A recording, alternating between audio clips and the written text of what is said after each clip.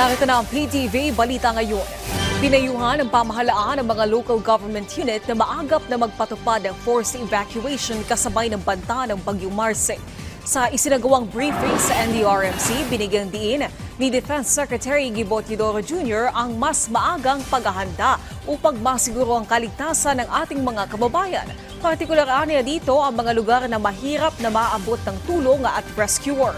Samantala, binigyan din ng pamahalaan ang pagtatalaga ng mga LGU ng centralized drop-off points para sa pagbagsakan ng mga relief goods at non-food items. Judgment call yan ng local disaster risk reduction and management councils. But the thing is, the earlier, the better for us. I mean, it's no problem to err on the side of caution. Kahit hindi umulan, nandun lahat, at least ligtas. Patuloy na pinag-iingat ang mga sasakyang pandagat sa northern at eastern seaboard ng Northern Luzon dahil sa banta ng Bagyong Marce.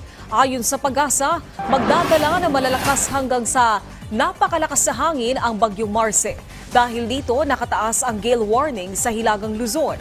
Inaasahang magiging maalon ang baybayin sa Batanes, Isabela, Ilocos Norte, Ilocos Sur, Cagayan at Babuyan Islands.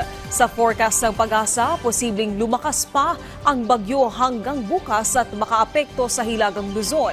Patuloy na pinag-iingat ang mga residente na nakatira malapit sa coastal area.